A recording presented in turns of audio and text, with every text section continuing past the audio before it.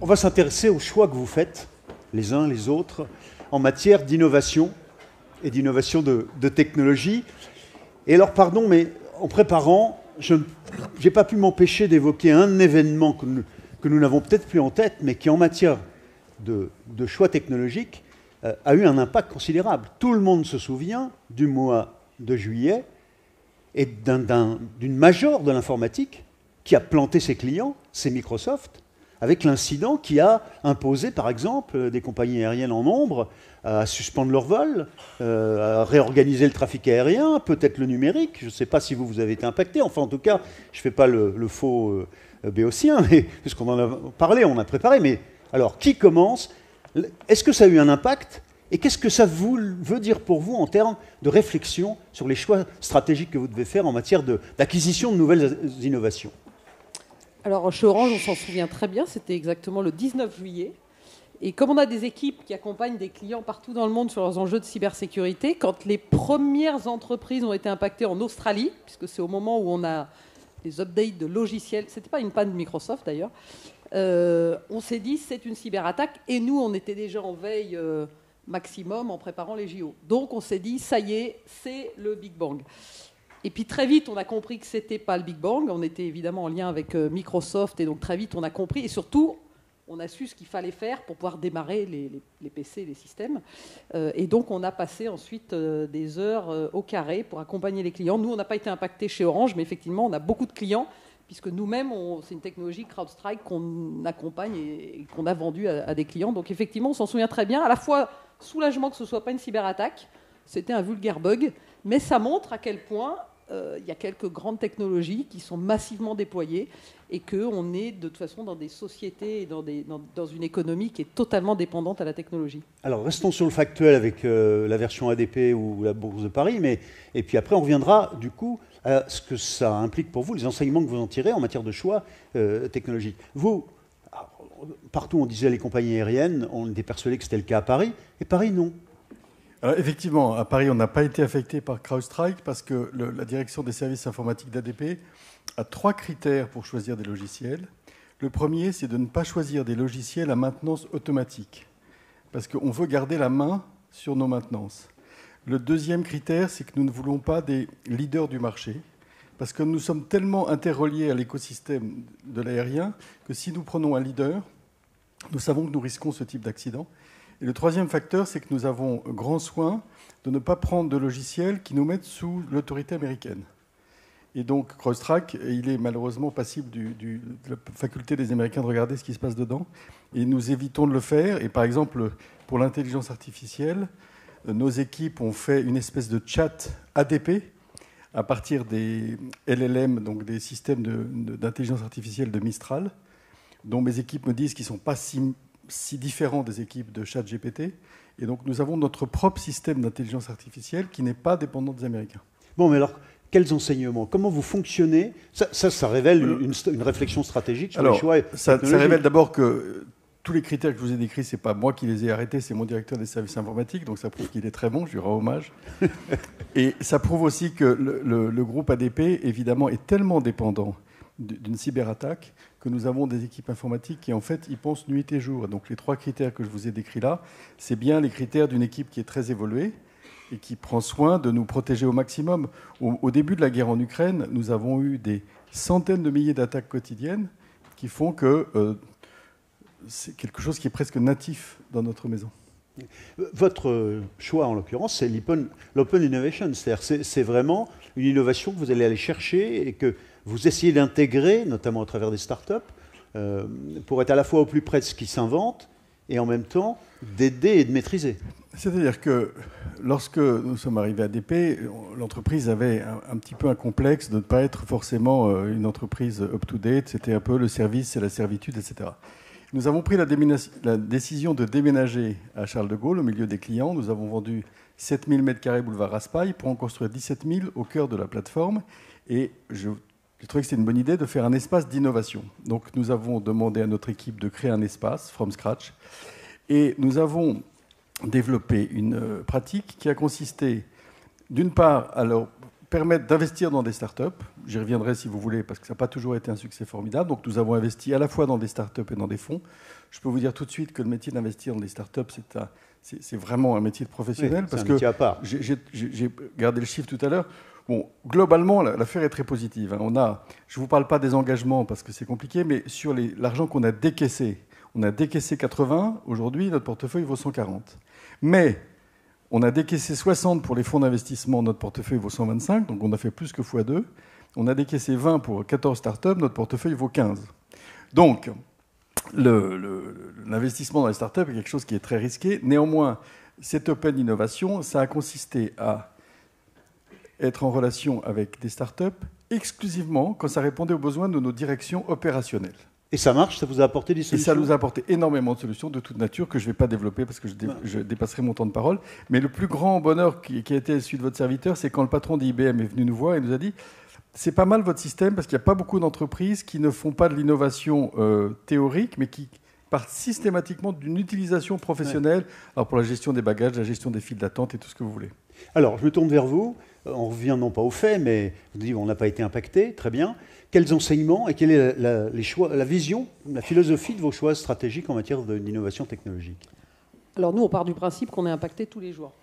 Parce qu'en fait, quand on opère des systèmes technologiques qui touchent des systèmes critiques, qui permettent à des opérateurs et des entreprises qui elles-mêmes sont des opérateurs d'intérêt vital, qui servent des millions de clients, de toute façon, on a des milliers d'attaques tous les jours. Donc l'enjeu, c'est évidemment de les connaître, de les prévenir et surtout de suivre et de piloter et de surveiller les équipements critiques dans nos réseaux.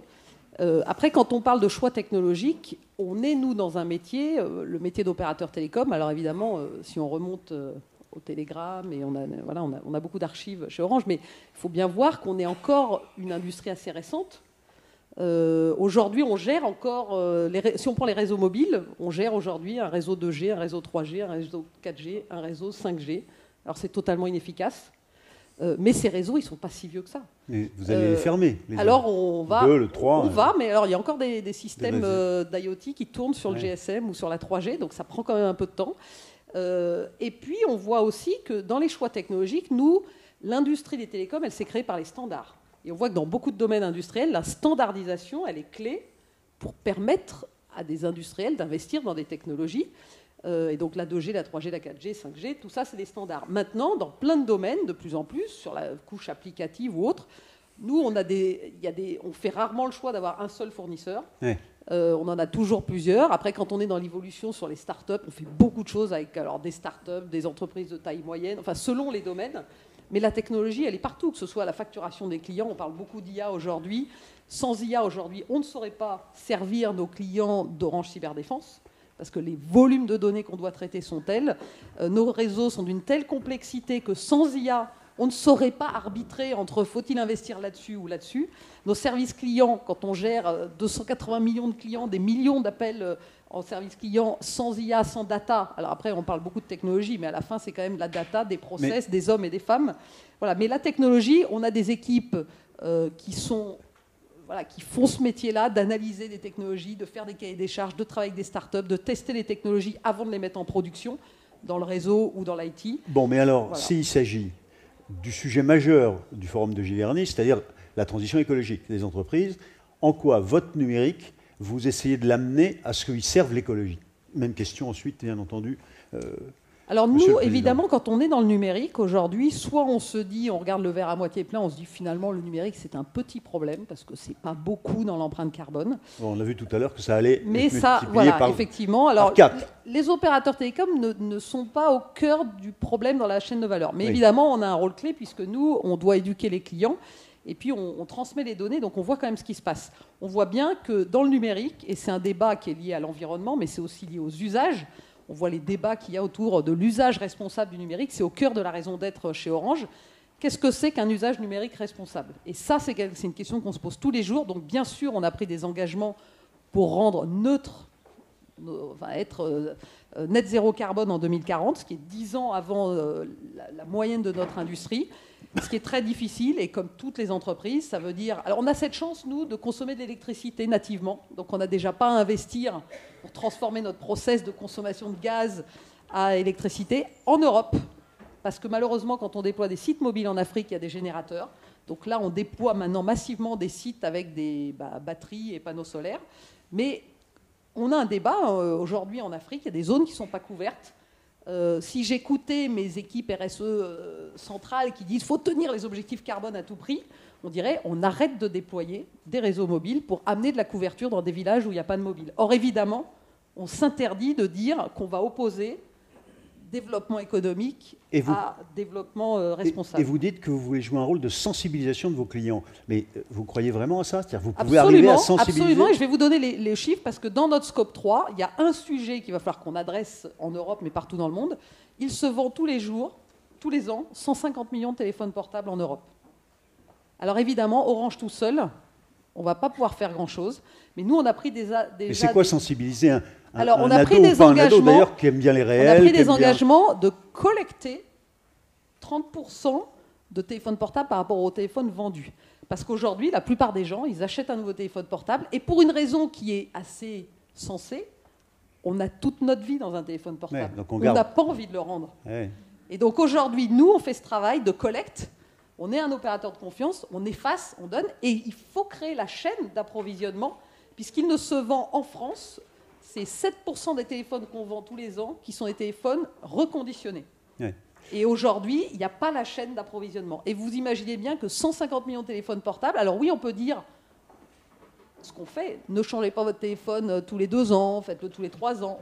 Ça diminuera, voilà, on a tout de suite 50% d'impact. La réalité, c'est que la question, elle est pour Apple, elle est pour Samsung, parce que eux, c'est une question de business model. On challenge beaucoup ces acteurs pour faire en sorte que le logiciel sur les téléphones portables, que l'iPhone 11 soit toujours supporté par le nouvel iOS, que Android supporte les anciennes versions de téléphone. Donc ça, c'est un enjeu d'industrie. Mais je peux vous dire que la France et l'Europe est bien plus avancée que le marché américain. Les opérateurs américains n'ont pas du tout ça dans leur radar.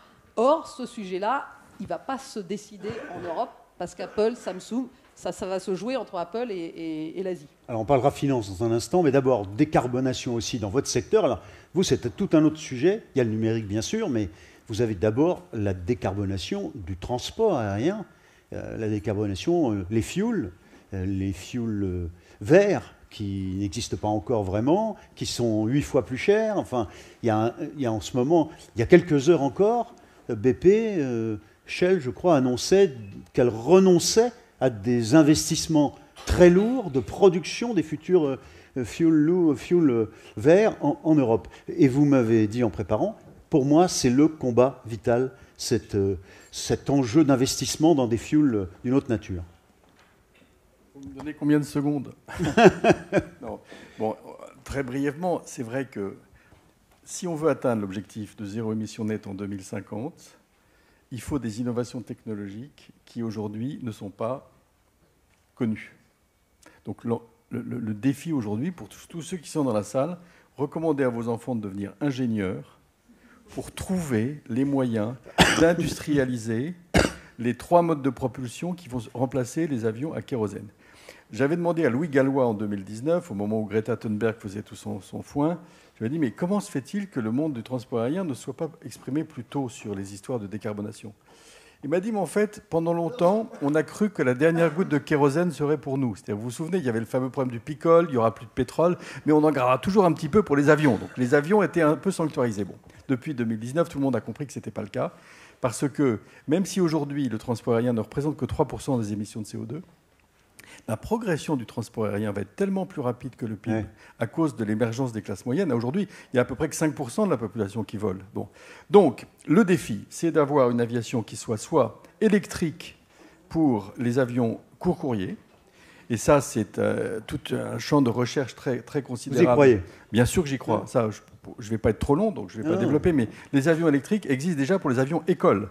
À Toussul-Noble, vous apprenez sur des avions slovènes qui s'appellent des pipistrelles, sans faire de bruit. Ensuite, vous avez les avions à hydrogène. Et dès à présent, par exemple, il y a une start-up qui s'appelle Beyond Aero, qui est dirigée par une jeune femme formidable, qui prévoit pour 2028 un avion d'affaires avec 1600 km de rayon d'action, 600 km à l'heure, totalement à hydrogène, avec la pile à combustible. Et puis le troisième vecteur, c'est le carburant qu'on appelle SAF, Sustainable Aviation Fuel. Alors, il y a 3 types de SAF. Il y a le SAF qui utilise les huiles de cuisson usagées.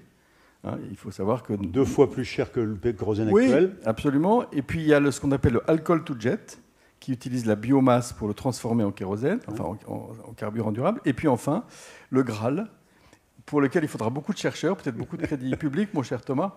C'est ce qu'on appelle les e-SAF. Ça consiste à faire la jointure entre, d'une part, du CO2 qu'on récupère soit dans l'atmosphère, soit à la sortie des usines, qui est plus facile, avec de l'hydrogène, mais il faut que cet hydrogène soit vert, c'est-à-dire produit avec de l'énergie, d'électricité renouvelable.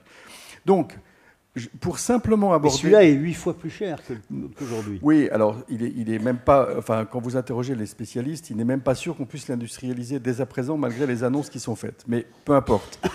On est on track pour ça. Et ce qui est très important, c'est qu'on déclenche chez les industriels l'acte de recherche et d'investissement, parce qu'aujourd'hui, ils ont un peu tendance à dire « oui, mais comme ça vaut 5 fois plus cher, jamais personne ne nous l'achètera ». C'est faux. Il n'y a pas un ministre qui résistera à l'obligation d'incorporer des carburants verts dans les soutes des avions s'ils sont disponibles. Aujourd'hui, ils ne sont pas disponibles, ces carburants verts. Mais si demain matin, les producteurs de carburants verts disaient ben voilà, on pourrait approvisionner 50% de la consommation mondiale, il n'y a pas un ministre qui résisterait à l'obligation. L'avion coûterait un peu plus cher, mais chacun sait que tous les passagers du train grommellent parce que le train est beaucoup plus cher que l'avion et que l'avion n'est pas assez cher. Donc, je pense qu'il y a une petite marge de manœuvre pour que les consommateurs payent un prix d'avion un tout petit peu supérieur pour financer le carburant vert. Mais alors, du coup, vous vous organisez avec les avionneurs, concepteurs d'avions, avec les compagnies aériennes et les aéroports, les plateformes, on travaille pour peser sur l'industrie ? Bien sûr, on fait flèche de tout bois. On a été les promoteurs des carburants durables de façon assez pionnière. On a été les promoteurs de l'alimentation des avions au Bourget, par exemple. Je me souviens qu'on a été les premiers à mettre au Bourget des carburants durables et à populariser ce mode de propulsion. Aujourd'hui, vous avez 3 millions de tonnes de carburants durables qui sont fournis au Bourget. C'est une progression de 60% par rapport à l'année dernière. Nous faisons des études avec GRT Gaz pour savoir comment alimenter nos aéroports avec des pipelines en hydrogène, parce que nous préparons l'avion à hydrogène dès aujourd'hui. Et donc, voilà, on est très actifs sur tout ça. Juste un mot. On finit par la finance, innovation et finance. Vous vouliez absolument en dire un mot, évidemment. Non, pas du tout. Président de Paris. Bon, mais c'est pas grave, on va passer. Mais je peux vous en parler si vous voulez. Innovation et finance, on n'est pas obligé, mais... Non, mais bon, ce qu'on peut dire, puisque... Non, parce que vous soutenez des innovations comme Revolut, par exemple, vous vouliez en dire un mot. Vous m'avez invité aussi en tant que président d'Europlace et vous m'avez demandé de parler de la finance. Je vous ai dit que je voulais bien en parler, même si je peux parler d'aviation pendant 4 heures. Non, la finance, ce que je crois profondément, c'est que la finance doit être au service des humains et pas la finance au service d'elle-même. Et très souvent, la finance est vue comme quelque chose qui est au service des financiers. Et donc, en matière de finance, vous avez des innovations permanentes sur la digitalisation, la numérisation qui permettent d'alléger fortement le coût des transactions. Et puis, pour faire le lien avec le sujet précédent, nous avons créé au sein d'Europlace ce qu'on appelle l'Institut de la finance durable, parce que les besoins en milliards d'euros pour la transition écologique sont tellement importants qu'il va absolument falloir trouver des canaux de financement pour diriger l'épargne des ménages vers des investissements à rentabilité différée, voire allégée, c'est-à-dire que la rentabilité ne pourra pas nécessairement être de 15%. Et donc là, la finance va avoir un rôle très important pour qu'on puisse réussir cette transition. Et là, vous menez des initiatives. Alors, nous avons créé un institut de la finance durable afin que les chefs d'entreprise se saisissent de ces sujets, qu'ils se saisissent aussi des sujets de reporting. On en disait un mot avec Christelle Edelman tout à l'heure. Moi, j'avais été très frappé en 2007, lorsque j'étais arrivé à Caisse des dépôts, de voir que tous les chefs d'entreprise se lamentaient des normes IFRS qui, de fait, avaient été conçues sans qu'ils s'occupent des détails et sans qu'ils s'y intéressent. Donc ça avait été fait un peu dans leur dos. Ouais. Bon, toutes les normes environnementales sont aujourd'hui en train d'être élaborées soit par l'Union européenne, soit par des institutions américaines, sans que forcément les chefs d'entreprise se rendent compte de ce qu'elles sont établies dans des niveaux de complexité tels qu'elles peuvent se retourner contre leurs auteurs. Et je prendrai simplement l'exemple d'un des comités de développement durable dont je m'occupe. Et la responsable de la responsabilité sociale et environnementale de l'entreprise en question me disait « Nous allons être audités par des cabinets d'audit sur nos critères CSRD, mais en fait, comme ils n'y connaissent rien, c'est moi qui fais leur formation. Donc on est dans un système un petit peu fou. Ouais. Et l'objectif de l'Institut de la finance durable, dont le conseil d'administration est composé de chefs d'entreprise, qui sont priés de venir personnellement et de s'intéresser aux détails. Hein, vous savez, j'aime bien la fable du fermier, du chien et de renard. Vous la connaissez, cette fable? Forcément. Bon. Mais... Alors, vous ne m'aviez pas demandé de parler de La Fontaine, mais je vais conclure par La Fontaine. Je vous en prie. C'est un peu pourquoi nous avons créé l'Institut de la finance durable. Donc, le fermier voit que ses poules sont mangées tous les soirs par un renard. Et il insulte son chien. Le chien grommelle, va inspecter le poulailler et voit que le poulailler n'est pas fermé. Et donc, la morale de cette histoire, c'est « et si quelque chose t'importe ?»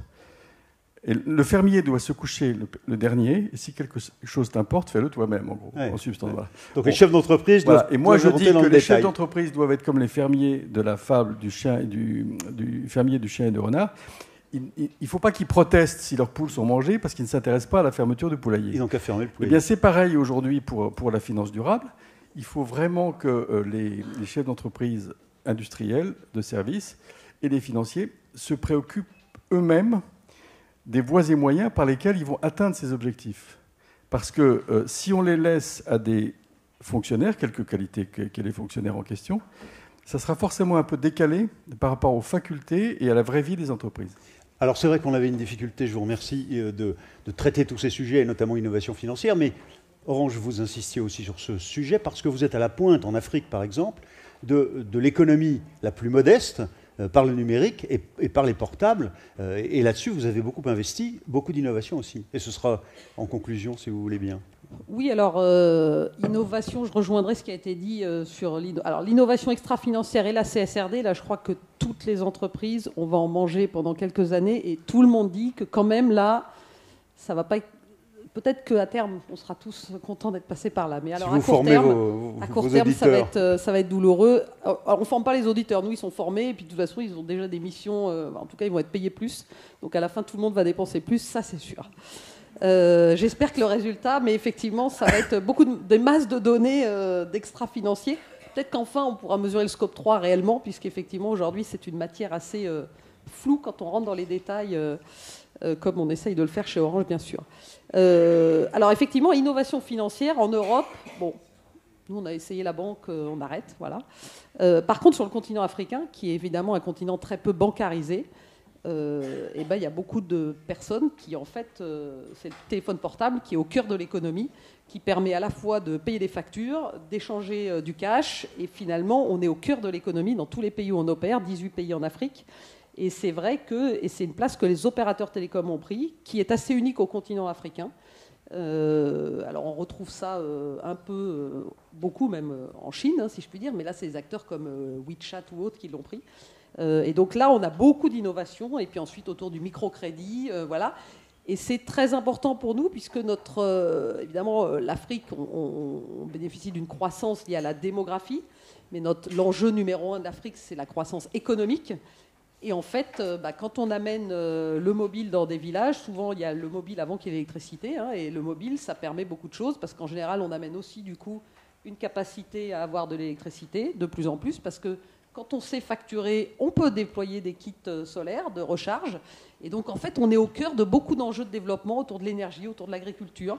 Voilà. Et donc évidemment, ça c'est un rôle qu'on a, qui est très spécifique à cette partie du monde, mais dont on est très fier, puisque là, on est évidemment dans la technologie au service de l'inclusion et du développement. On vous interrogerait des heures tous les deux sur votre vision de l'innovation et de la façon de faire vos choix stratégiques. Merci infiniment à tous les deux.